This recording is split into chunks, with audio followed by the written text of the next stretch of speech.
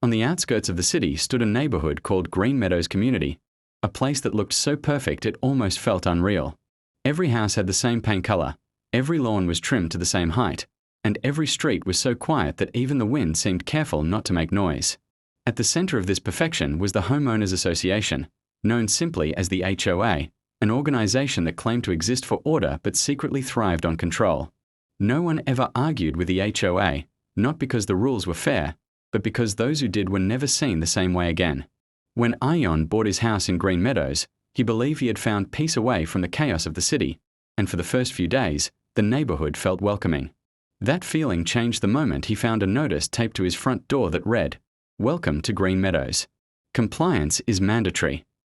At first, Ayaan laughed it off, assuming it was nothing more than a standard community rule reminder, yet something about the wording felt more like a threat than a greeting. As he read further, he realized the rules were not about safety or beauty but about absolute obedience. A few nights later, Ayaan noticed an HOA security truck parked outside his house, and although no one knocked on his door, two men wrote something on a clipboard before silently driving away. The next morning, Ayaan received a fine stating that his grass was half an inch too long, and in that moment, he sensed the neighborhood was watching him.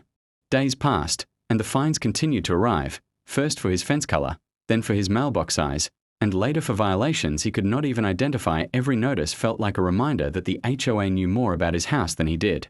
When Ayaan tried to speak to his neighbor, Mr. Salmon, he was met with a forced smile and a whispered warning. Never ask questions about the HOA because people who ask don't stay here long. That warning stayed with Ayaan, especially when he noticed several houses on the street that were always dark and locked, yet still perfectly maintained. Strangely, those houses no longer appeared on the community resident list. One night, unable to sleep, Ayaan looked through his window and saw HOA officials standing outside one of those houses, and by morning, the house was completely empty. There were no moving trucks, no signs of struggle, and no explanation. That was when Ayaan began digging into the HOA rulebook and discovered a sentence that chilled him. The HOA reserves the right to reclaim property in cases of noncompliance. The fines were never about money.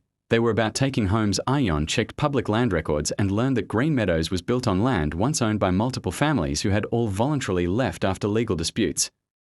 The pattern was impossible to ignore, and the truth became clear. The HOA was a machine designed to quietly steal property.